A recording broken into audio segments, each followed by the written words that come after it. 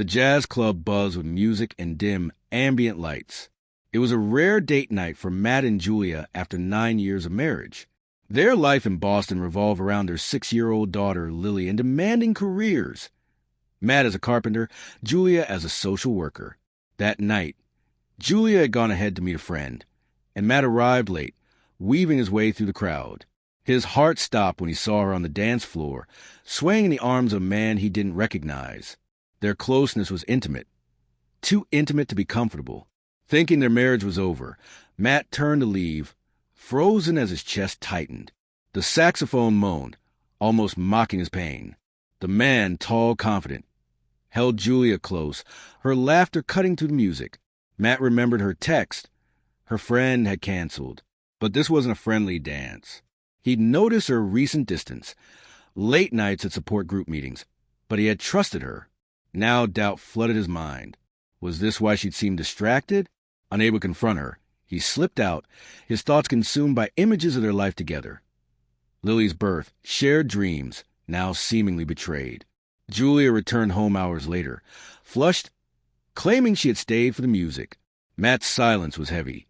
He couldn't voice what he had seen. He nodded and retreated to the guest room, her words feeling hollow. Julia sensed his mood, but assumed it was work stress and didn't press. Matt lay awake, replaying the dance over and over, questioning if he had somehow failed her.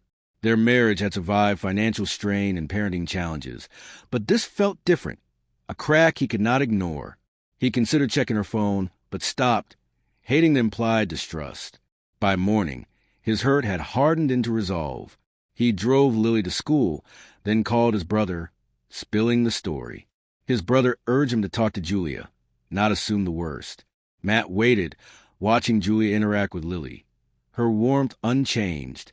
That evening, he confronted her, voice low. "I saw you dancing last night." "Who was he?" Julia's eyes widened, tears welling. She insisted it was a colleague, Mike, from her support group, and the dance had been spontaneous. Nothing more. She hadn't mentioned it before, fearing Matt's jealousy. Matt struggled to believe her. The dance had looked too intimate. Her secrecy seemed damning. Julia pleaded, explaining she felt alive in the moment, but not romantically drawn to him.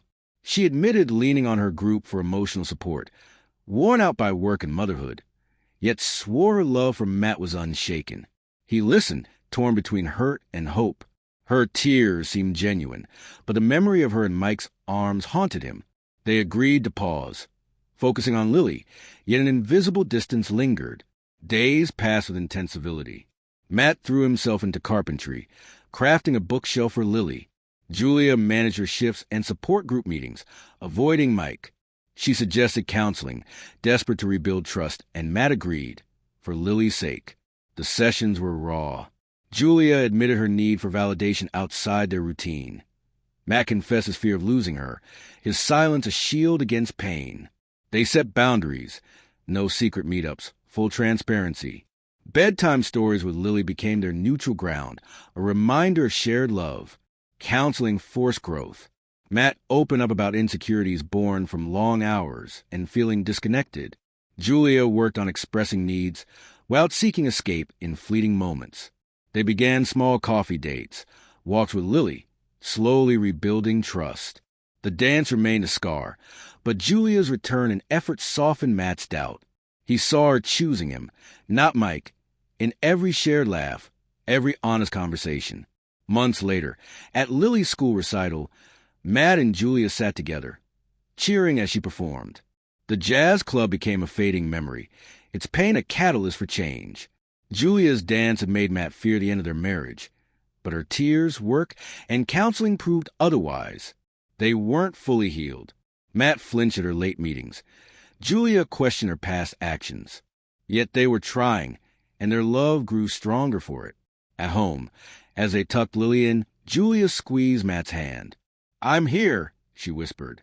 He nodded, kissing her forehead, believing her. The night he had seen her with another man had shattered him, but her return rebuilt their bond. Their marriage wasn't perfect, but it was theirs, forged through pain, effort, and the choice to stay. In their quiet home, Matt hung a recital photo, Lily smiling between them. Julia's dance had tested their love, but her return had proven its strength. Hand in hand, they walked forward, trusting that moments of doubt could lead to deeper understanding.